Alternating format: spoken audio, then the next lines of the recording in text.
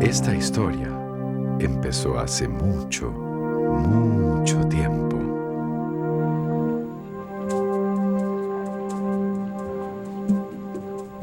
Digo que en general, los árboles que en estas Indias hay es cosa para no se poder explicar por su multitud, y la tierra está tan cubierta de ellos en muchas partes, que con tantas diferencias y de semejanza los unos de los otros, así en la grandeza como en el tronco, en las ramas y cortezas, ya en la hoja y aspecto y en el fruto y en la flor, que ni los indios naturales los conocen, ni saben dar nombre de la mayor parte de ellos, ni los cristianos mucho menos, por serles cosa tan nueva y no conocida ni vista por ellos antes. Y en muchas partes no se puede ver el cielo desde debajo de estas arboledas, por ser tan altas y tan espesas y llenas de rama. Y lo que en esto se podría decir es un mare magno y oculto. Un mar magno y oculto. El bosque lluvioso de nuestra América tropical, del que habla asombrado Fernández de Oviedo, cronista de Indias, hacia 1526. Uno de los bosques de la cobertura original que abrigaba la tierra y de los que ahora quedan muy pocos, como los bosques de la península de Osa en el suroeste de Costa Rica, monumental fortaleza verde que resiste a duras penas el embate de la voracidad humana. ¿Por cuánto tiempo más?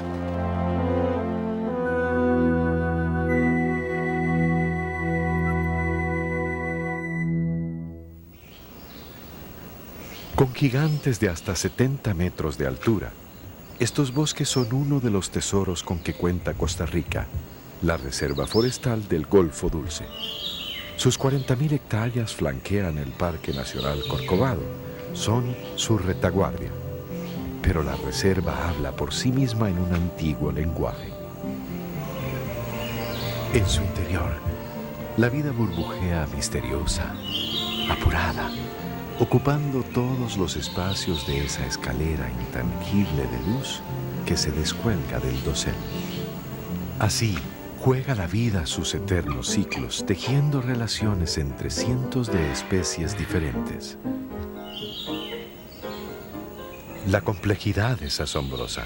Solo hablando de árboles podríamos encontrar en una parcela de 1 hectárea, en los bosques de las filas de la reserva, hasta 230 especies diferentes. En todo el territorio francés, en cambio, hay tan solo 56. Pero no es solo la altura y la diversidad de los árboles, también es la extensión del bosque.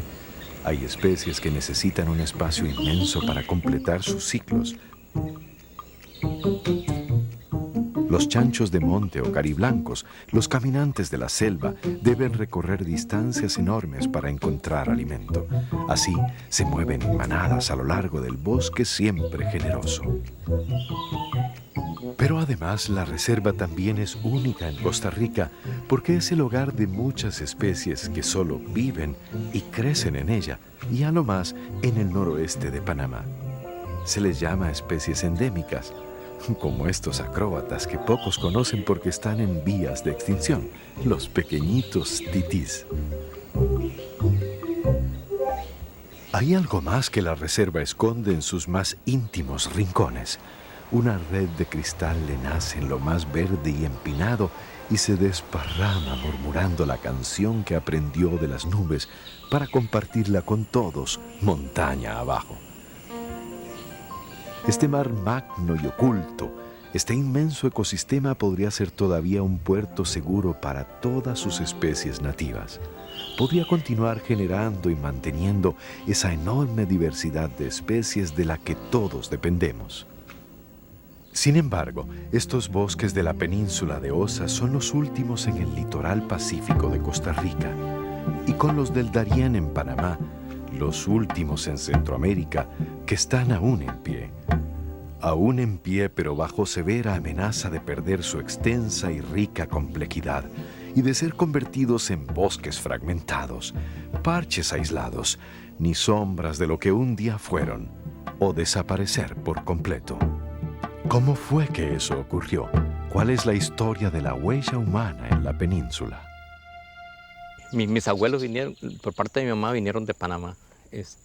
En 1912 entraron realmente aquí a este lugar, digamos, a Puerto Jiménez. Y ahí estuvo mi abuelo trabajando hasta en 1924 que vino mi tata, que ese venía de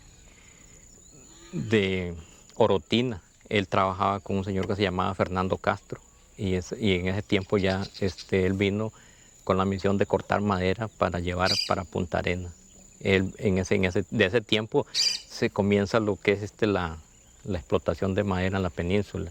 Pero fueron explotaciones muy pocas porque se hicieron con bueyes y a pura hacha, ¿va? Al principio y hasta la década de 1930, la mayor parte vivía de la economía casi de subsistencia, cultivando granos básicos y criando animales domésticos y ganado vacuno. La deforestación y las fincas ocupan una pequeña franja en la costa oriental de la península. Entonces aparece la compañía bananera en la región y descubren oro en el sector del río Tigre. La península se vuelve promisoria para muchos que vienen a acentuar la deforestación y la apertura de fincas a lo largo de su costa este. Nosotros venimos aquí, como quien dice, a sembrar poquito de agricultura, no teníamos propiedades, sí, entonces llegamos a adquirir un pedacito de propiedad porque ya aquí no vivía nadie, todo esto aquí eran tierras baldías en esos tiempos. Entonces mi mamá se vino a trabajar ahí y mi papá quedó trabajando en las fincas bananeras cuando estaba en el apogeo. A comienzos de la década de los 60 llega el capital extranjero a la península. La OSA Productos Forestales compra 47.000 hectáreas al gobierno con propósitos de manejo forestal a gran escala. Aunque no realiza lo que quiere, hay que decir que con la OSA comienza la alteración profunda de los bosques de la península.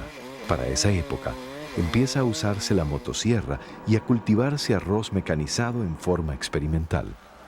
Mientras tanto, la conclusión de la carretera interamericana y la actividad bananera siguen atrayendo colonos. La OSA es para todos ellos una gran finca extranjera sin uso, así que es inevitable la invasión. Rancho Quemado debe su nombre a eso. En 1965 comenzó como asentamiento precarista. El helicóptero era para ver dónde se encontraba la gente, ¿va? Dónde se encontraban trabajando. Eso era aquí un trabajo diario de la compañía. Eso fue fatal, porque ahí había que andar escondido entre la montaña, bajo los montes ahí. Viera que eso fue. Los conflictos entre la OSA y los campesinos se agudizan hasta que el gobierno, gracias a la intervención de científicos y conservacionistas, crea el Parque Nacional Corcovado y 3 años después, en 1978, expropia a la OSA y establece la Reserva Forestal Golfo Dulce. La reserva se crea con las tierras compradas a la OSA y con las del Instituto de Tierras y Colonización. Sin embargo, la ausencia de una verdadera política agraria ha hecho difícil la tenencia de la tierra para los parceleros. A los 2 años creo que fue estar aquí, o 3 años, dentro del IRCO, en ese tiempo que era el IRCO, que declarando como reservas estas montañas, estas tierras, y lo pararon de trabajar un tiempo. Al tiempo le hablamos ya que no teníamos ya casi que comer, entonces dijeron que le iban a dar la comida. Pasó un tiempo, no lo vieron nada, después resolvieron que siguiéramos trabajando, pero que no volteáramos montaña, que trabajáramos tacotales y bajos, ¿verdad? Para empeorar las cosas, el regreso de la Compañía Bananera al Caribe en 1984 deja un rastro de desempleo en la zona. Una vez más, el bosque paga los platos rotos. Entre 1980 y 1995, la deforestación se convierte en un mal que avanza haciendo estragos. La explotación maderera es una de las principales causas. El bosque está cada vez más acorralado. En estos 15 años cayeron 17.700 hectáreas, la mayor parte de ellas en los peores lugares. Cayeron bosques a menos de 1 kilómetro de humedales y ríos. Cayeron también en zonas de muy alta precipitación. Lluvia torrencial en terrenos deforestados significa una fuerte escorrentía con todas las consecuencias evidentes en ríos y aguas costeras. Cayeron, más grave aún, del total de 17.700, 10.200 hectáreas de bosque que se encontraban en la Reserva Forestal Golfo Dulce. Esa cantidad equivale al 20% de los bosques que existía en la reserva en 1980. La deforestación acabó con los bosques de las tierras bajas y ahora tiene sitiados a aquellos en las cuencas medias y altas de la reserva forestal. Justo lo más delicado de ella. Ahí se concentran muchos planes de manejo forestal realizados en el período 1997-1999.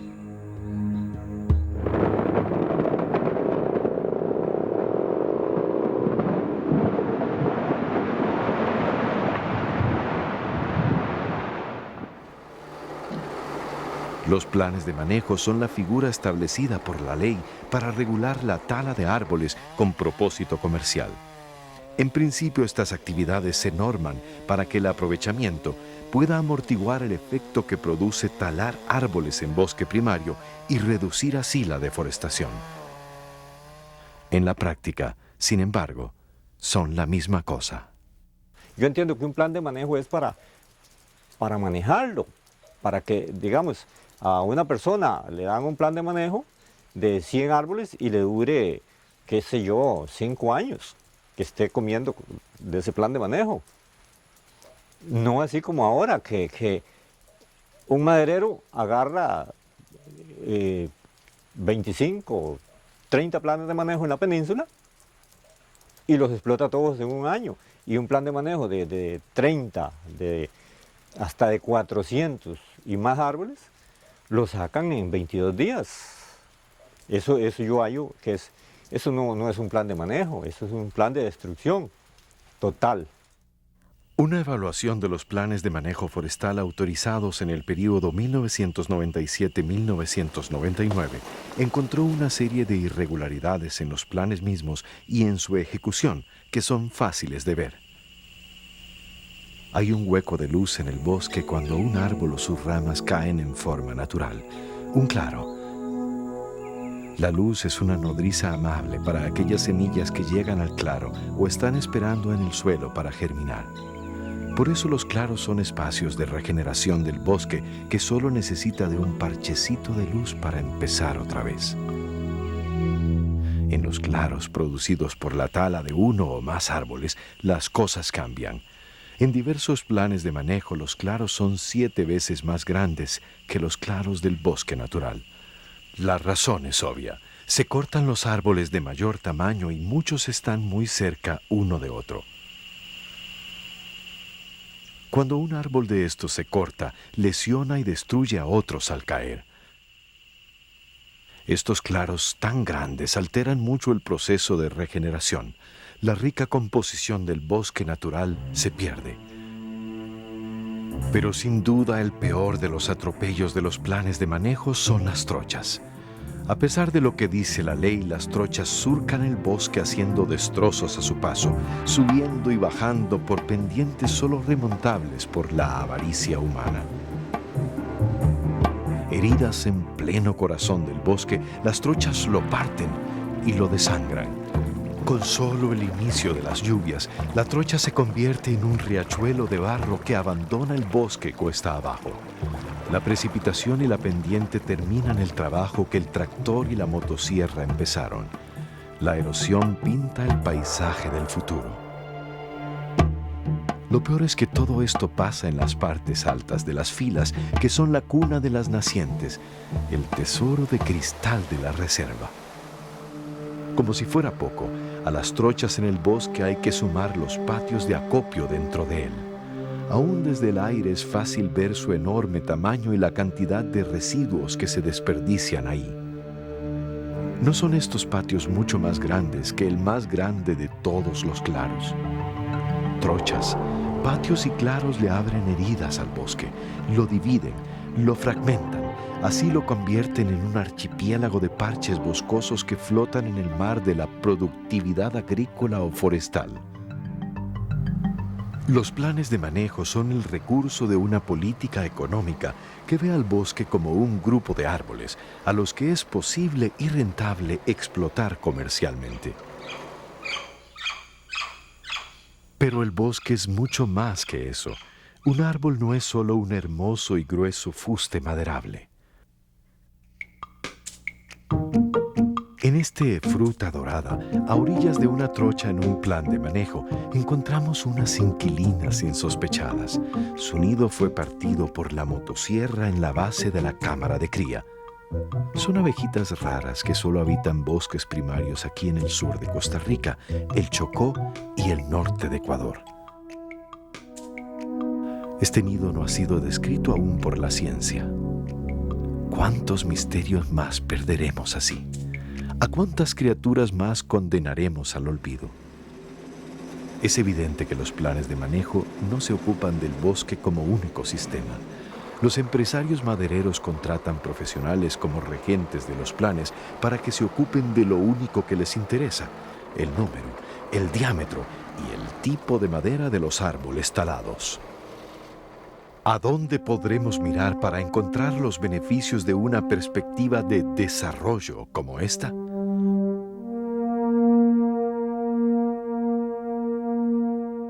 Es fácil ver que no es el bosque y la tierra los que se benefician. Tampoco los dueños del bosque.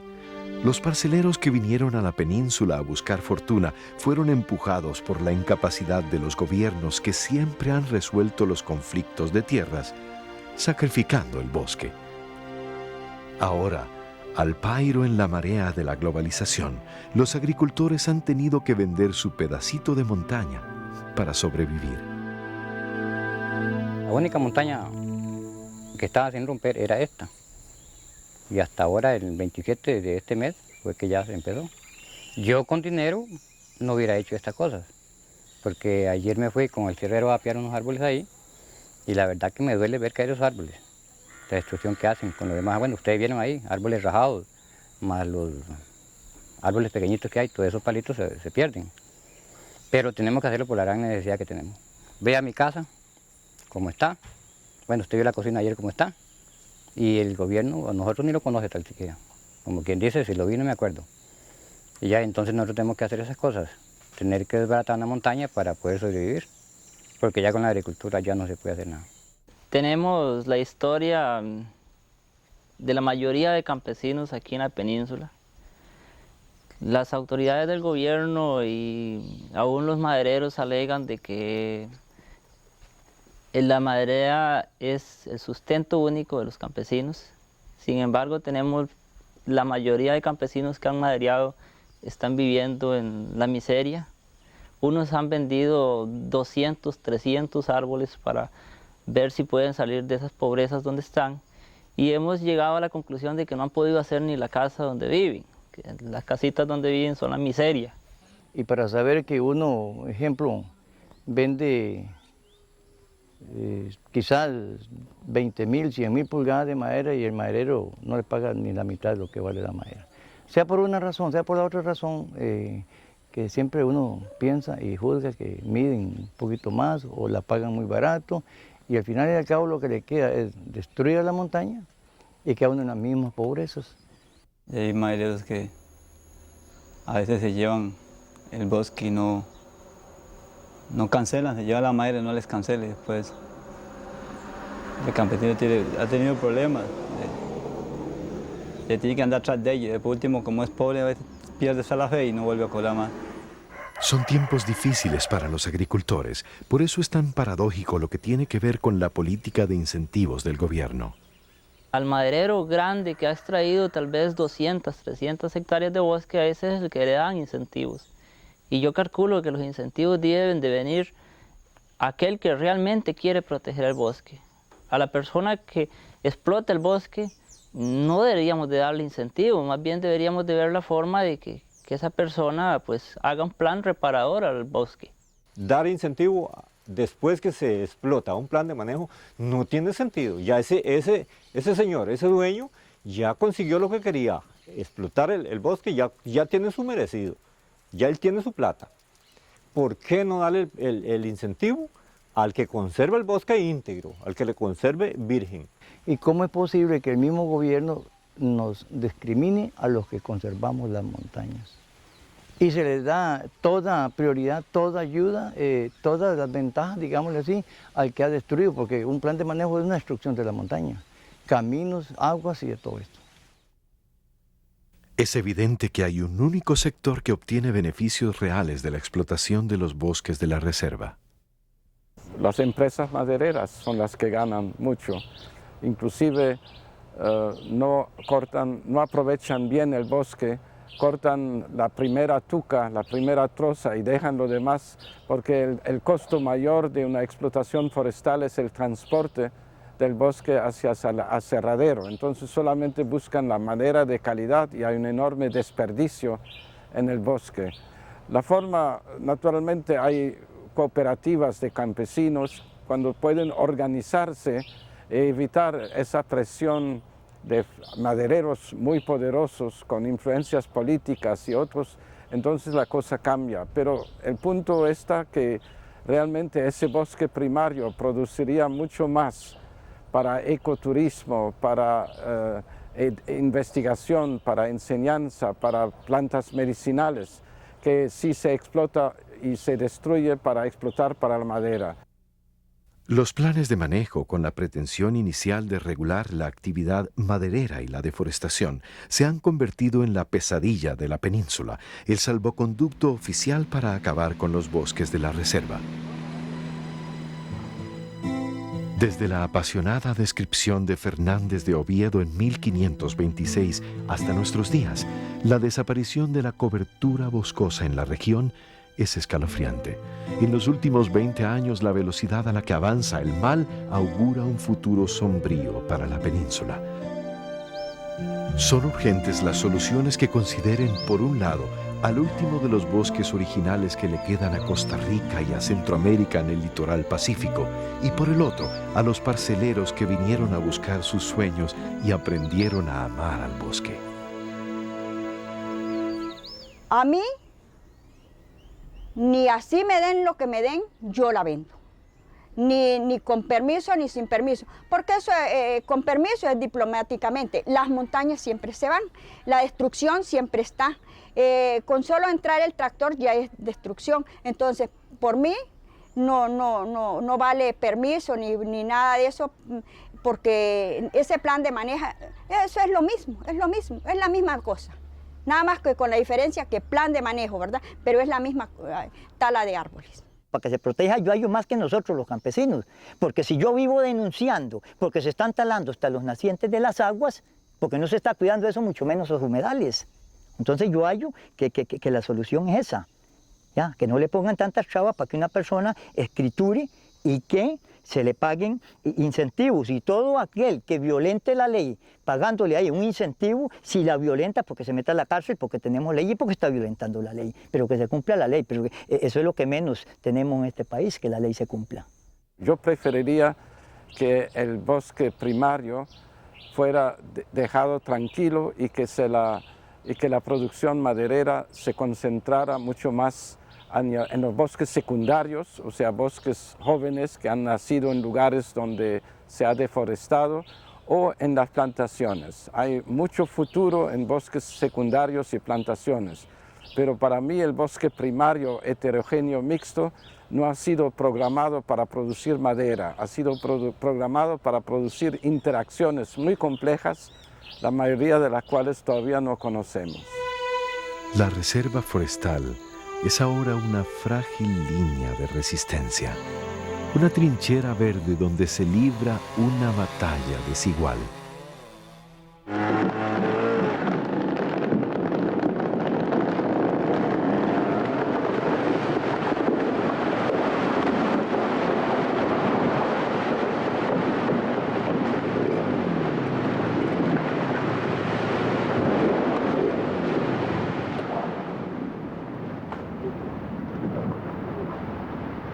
De alguna forma no podemos quedarnos al margen. Porque por la reserva luchamos, que es como decir soñamos, con una frontera para salvaguardar a la vida y sus misterios. ¿Acaso también el futuro del planeta?